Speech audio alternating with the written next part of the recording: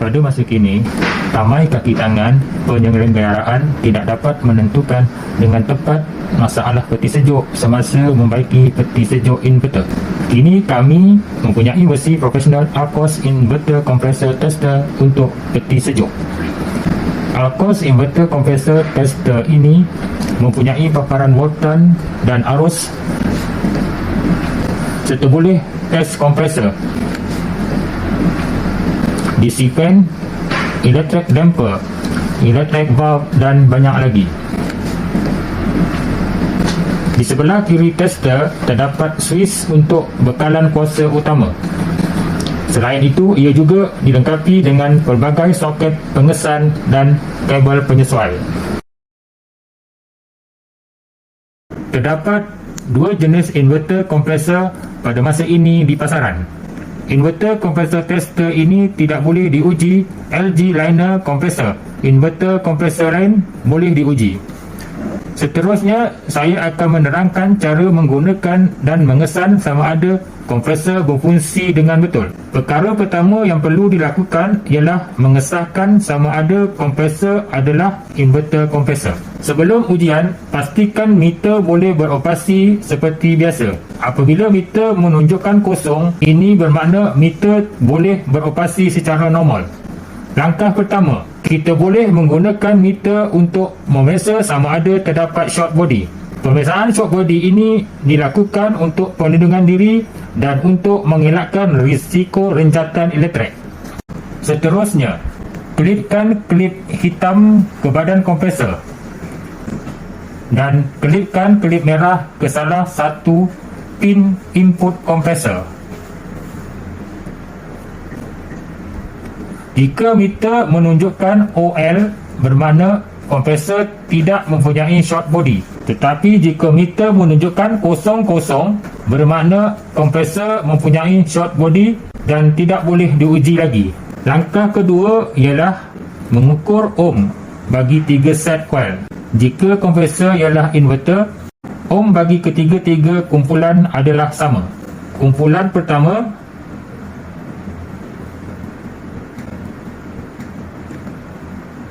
15. Kumpulan kedua juga 15. Kumpulan ketiga juga 15. Jika ohm bagi ketiga-tiga kumpulan adalah sama, ia boleh ditentukan bahawa ia adalah inverter kompresor. Tetapi ohm ada berbeza. Terdapat 3 kemungkinan. Kemungkinan pertama ialah coil short. Kemungkinan kedua ialah LG liner kompresor. Kemungkinan ketiga ialah kompresor biasa. Jika terdapat 3 kemungkinan ini, anda tidak boleh menggunakan Alcos Inverter Compressor Tester untuk ujian. Ia akan membakar tester. Terdapat 2 jenis soket kompresor pada masa ini di pasaran. Yang pertama ialah segi 3 sekata. Yang satu lagi ialah segi 3 terbalik. Sebelum menghidupkan kuasa, laraskan frekuensi kepada minimum dan sambungkan soket putih ke kompresor. Segi 3 sekata. Segi 3 terbalik. Setelah itu, kelipkan earth line ke kompresor body. Sambungkan earth line adalah untuk mengelakkan bahaya kejutan elektrik. Kemudian hidupkan kuasa dan tekan inverter merah skrin akan memaparkan frekuensi, iaitu kelajuan paling perlahan kompresor. Selepas itu, perlahan-lahan laraskan frekuensi. Sekarang anda akan mendapati bahawa kelajuan kompresor semakin meningkat. Paparan menunjukkan bahawa kelajuan semakin meningkat.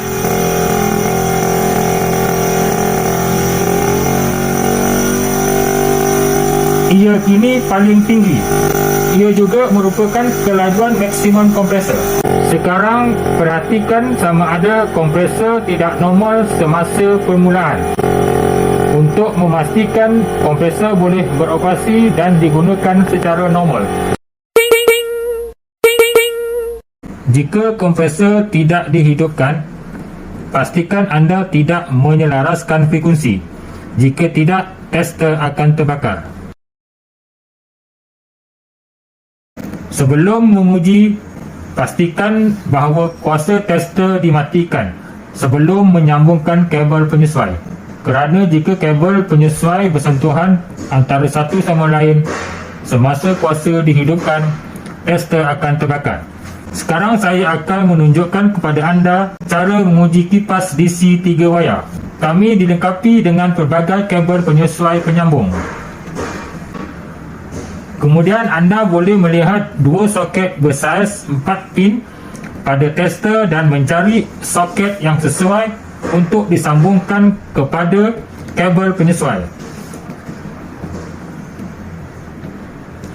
Pin tester 12 volt rate disambungkan kepada wayar merah kipas DC.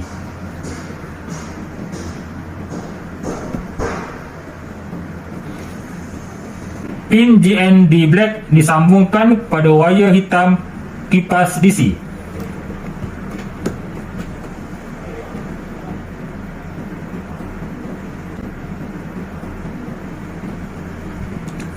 Akhir sekali, pin feedback disambungkan kepada wayar feedback kipas DC.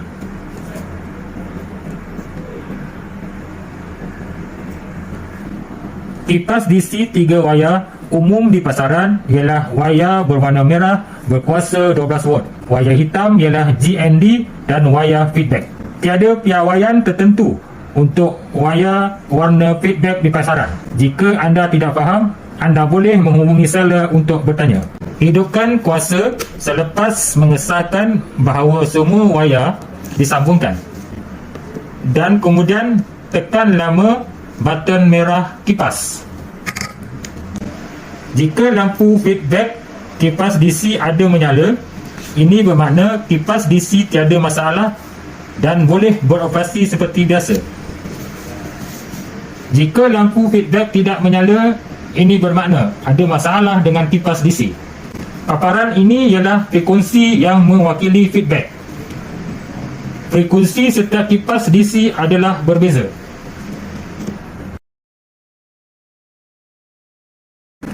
Sebelum menguji, pastikan bahawa kuasa tester dimatikan sebelum menyambungkan kabel penyesuai. Kerana jika kabel penyesuai bersentuhan antara satu sama lain semasa kuasa dihidupkan, tester akan terbakar.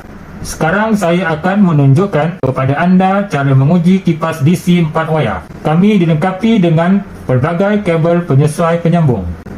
Kemudian anda boleh melihat dua soket bersaiz 4 pin pada tester dan mencari soket yang sesuai untuk disambungkan kepada kabel penyesuai.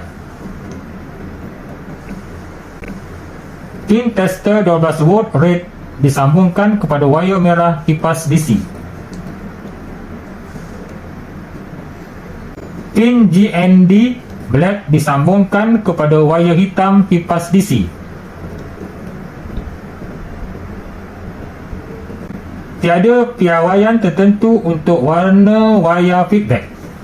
Jadi kami mula-mula menyambungkan pin control white ke wayar putih kipas DC. Pin terakhir yang tinggal ialah feedback. Sekarang sambungkan.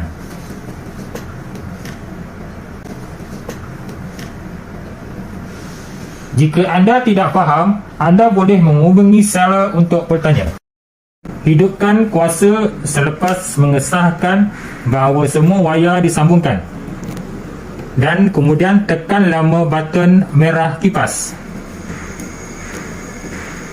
Jika lampu feedback kipas DC ada menyala, ini bermakna kipas DC tiada masalah dan boleh beroperasi seperti biasa. Jika lampu feedback tidak menyala, Ini bermakna ada masalah dengan kipas DC. Paparan ini ialah frekuensi yang mewakili feedback. Frekuensi setiap kipas DC adalah berbeza. Untuk menguji sama ada talian kawalan beroperasi dengan betul, cabut saja wayar kontrol wire ini dan perhatikan jika frekuensi berubah. Frekuensi berubah bermakna bahawa kontrol boleh beroperasi secara normal. Jika frekuensi tidak berubah, bermakna terdapat masalah dengan kontrol.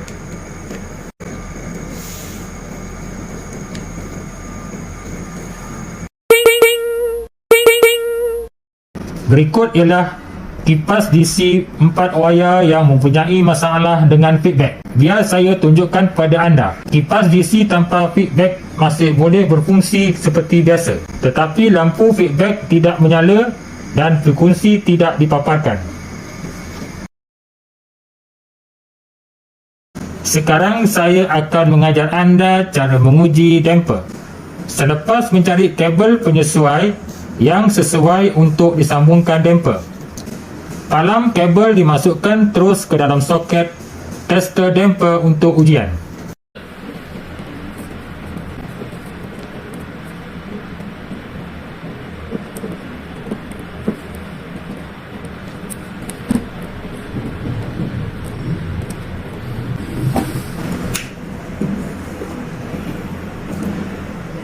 Tekan button merah kali pertama.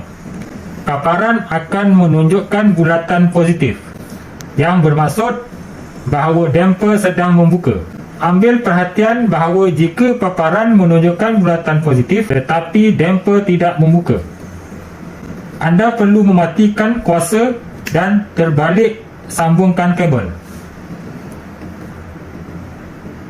Hidupkan kuasa dan tekan button merah.